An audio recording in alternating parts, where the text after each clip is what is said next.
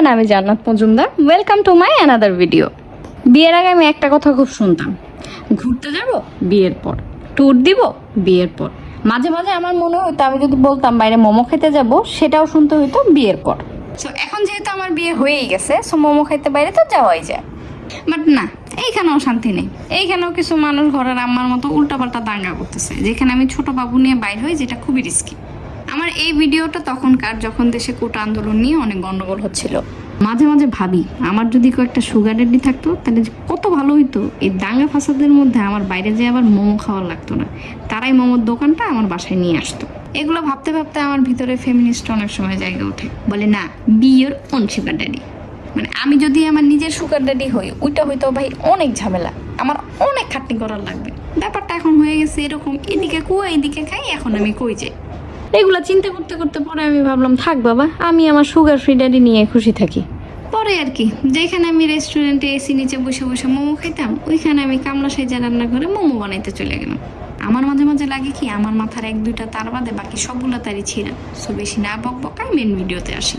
আমি এখানে 2 পদের সবজি নিছি, আপনি চাইলে অন্য পদের সবজিও নিতে পারেন।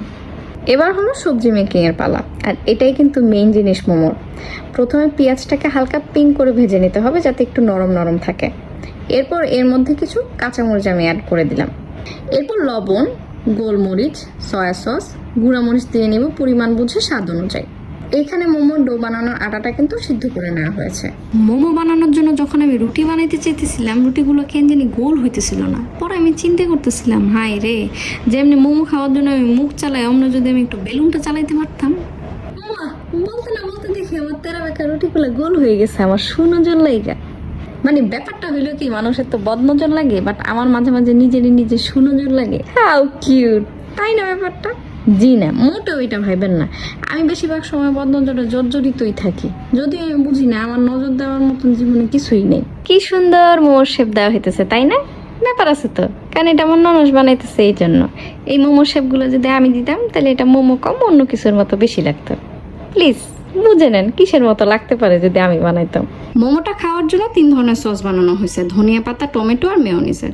আর আমি মেইন আকামটাই করছি ধনিয়া পাতা সস বানানোর সময়। ওই ধনিয়া পাতা সসের মধ্যে আমি এত পানি দিয়ে দিছিলাম, দেখে লাগতেছিল কোনো সস্তা ভাতের হোটেলের মধ্যে ট্যাপ ট্যাপা পানিওয়ালা ডালগুলো পাওয়া যায় না, সেরকম।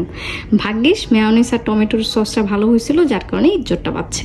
অবশ্যই এখানে ইজ্জত বাঁচার কিছুই নেই, আমি একাম করবো এটাই স্বাভাবিক, ঘরের মানুষ এটাই জানে। আমি যদি একাম না করতাম, বরঞ্চ ওইটা আমার রেকর্ড ভেঙে যেত।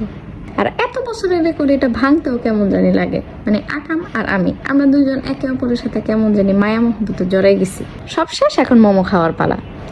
আহা, গরম গরম মোমো টপাটপ মুখে দিতে কি যে মজা লাগে। ঘরে বানানো মোমোর কথা কি আর বলবো। এক কথায় মোমো সেলার মামাদের সাথে আমি টক্কর দিতে নাইমা যেতে পারবো এই মোমো নিয়ে।